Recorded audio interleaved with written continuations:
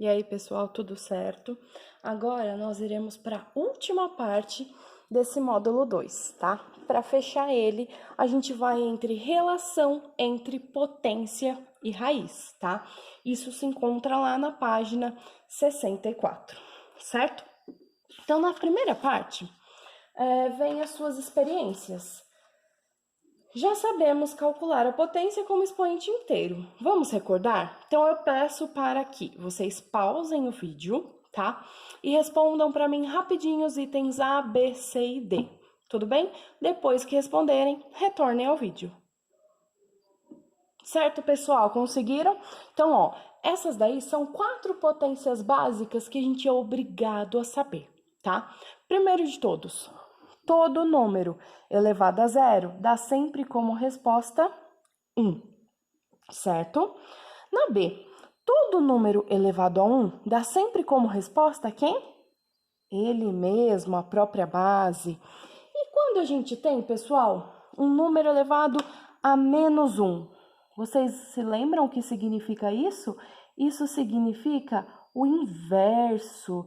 Quem é o inverso de 10? Eu troco o numerador pelo denominador, então vai virar 1 sobre 10. E 5 ao quadrado é 5 vezes 5, que dá 25. Tudo bem? Espero que vocês tenham acertado, tá? Agora, nós vamos para essa segunda parte, que é um laboratório, descobrindo o expoente racional, tá? E nós iremos fazer juntos esse laboratório, pessoal. Então, ó, vejamos como calcular uma potência com um número um pouco diferente. Então, primeiro de tudo, ele traz o 8 elevado a zero. A gente já viu lá em cima que todo número elevado a zero sempre dá 1, né? Agora aqui, ó, 8 elevado a 1. Então, já vimos também. Todo número elevado a 1 dá quem?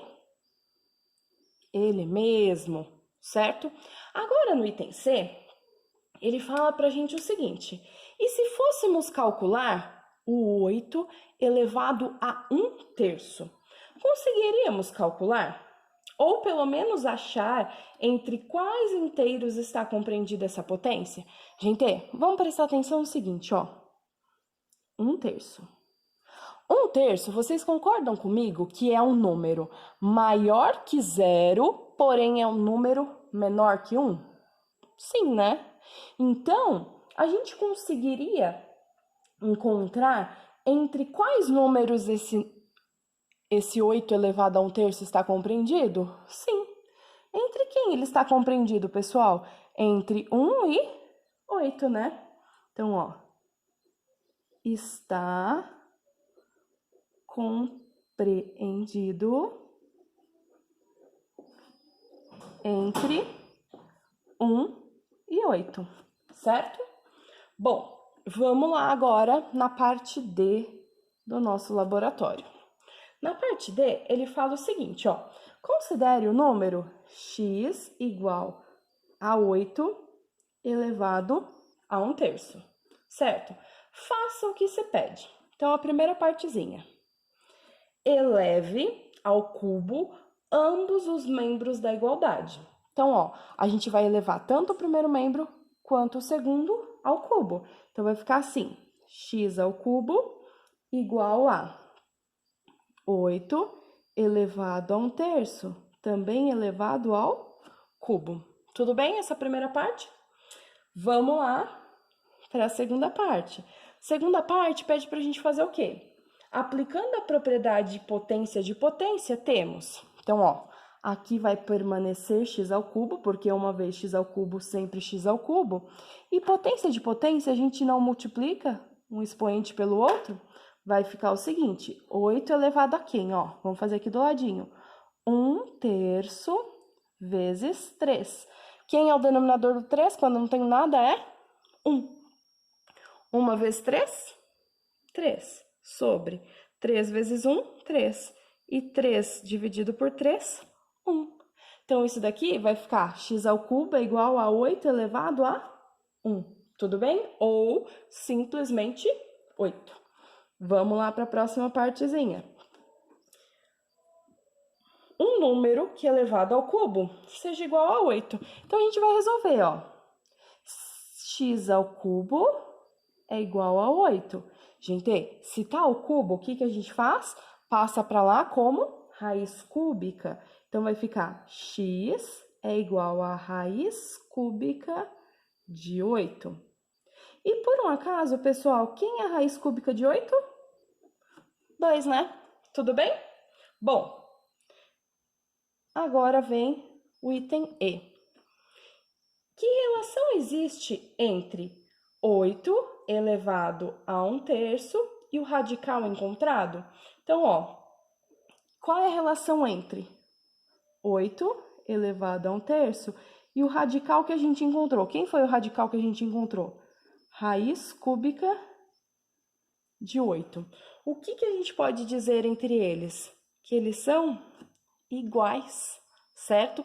Porque, ó, eu não transformei o 8 elevado a 1/3 em 2 e a raiz cúbica de 8 não é 2. Então, esta é a relação. Que toda vez que nós temos um expoente fracionário, a gente pode transformar isso numa raiz quadrada, cúbica, quarta, dependendo do nosso denominador. Tudo bem? Bom, agora que nós terminamos o nosso laboratório, a gente vai lá na página 65, que é potência de um expoente racional, certo? O que eu preciso que vocês saibam é isso daqui, pessoal, ó. Vou até colocar na minha apostila e eu quero que vocês grifem na de vocês, tá? Isso daqui, certo?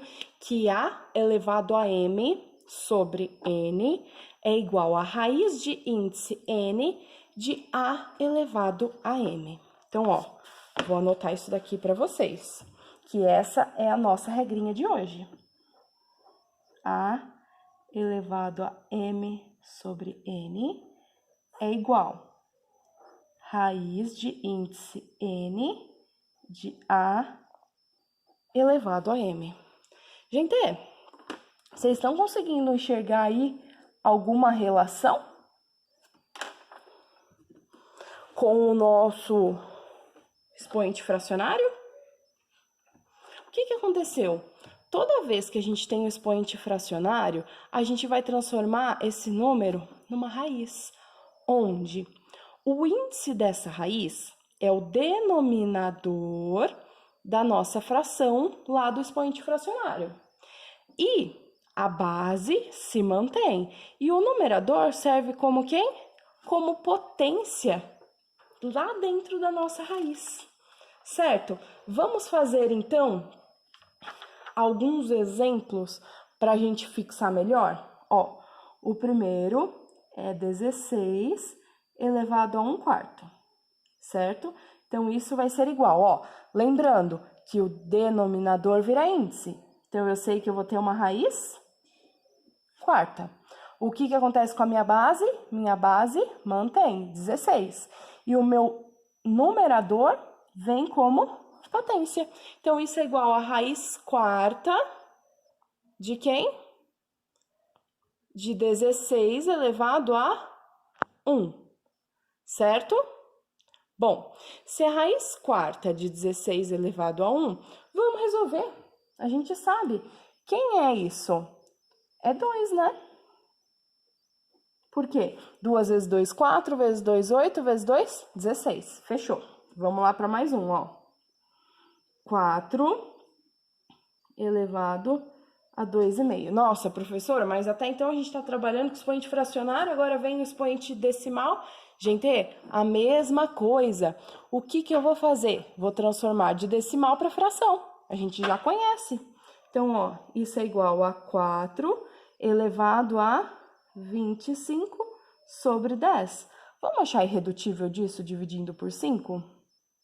Isso é igual a 4 elevado a 5 sobre 2, 5 meios, certo? Então, vamos transformar isso em raiz. Vai ser uma raiz de índice o quê? De índice 2, que é o meu denominador. A minha base mantém o 4 e o meu expoente é o 5. certo? Bom, vamos resolver isso, ó. Lembra que a gente já fez isso nas aulas anteriores? Vamos fatorar o 4? Que é o 4 fatorado? 2 ao quadrado. Então, vai ficar uma raiz quadrada de 2 ao quadrado elevado a 5. Potência de potência, o que que a gente faz? Multiplica. Raiz quadrada de 2 elevado a 10. 2 e 10 a gente pode dividir por 2. Quando eu divido 2 por 2, o que acontece com a minha raiz? Some. Isso vai ser igual a 2 elevado à quinta, que é igual a 2 vezes 2, 4, vezes 2, 8, vezes 2, 16, vezes 2, 32. Certo, pessoal? Vamos para mais um único exemplo aqui.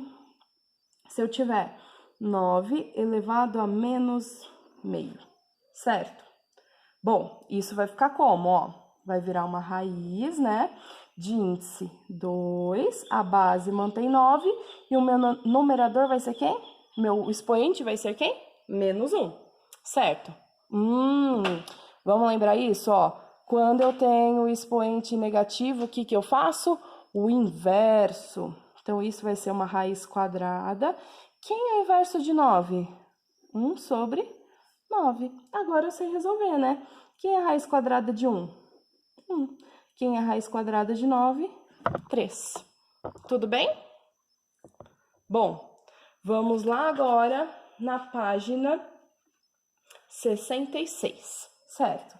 Na página 66, tá mostrando pra gente para fazer o processo inverso, tá? Então, ó, por exemplo, se eu tivesse raiz quadrada de 5, vamos lembrar aqui, ó. Quem é o meu índice? 2. Quando eu não tenho expoente, vale 1. O que acontece com a minha base? Ela se mantém a mesma. Quem está dentro vai em cima e quem está fora vai embaixo. Acabou. Vamos fazer mais uma?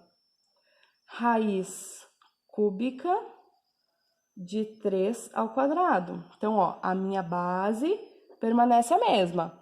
Quem está dentro vai em cima. Quem está fora vem embaixo. Acabou. Vamos fazer o terceiro e último exemplo?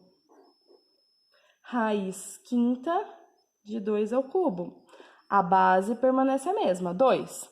Quem está dentro vai em cima e quem está fora vem embaixo. Certo, pessoal? Tranquilo? A gente fazer os dois processos? Transformar de fracionário para raiz e de raiz para expoente fracionário, tá? Então, agora, eu quero que vocês resolvam para mim os exercícios 1, 2 e 3, que encontram-se nas páginas 66 e 67, certo? Bons estudos, pessoal!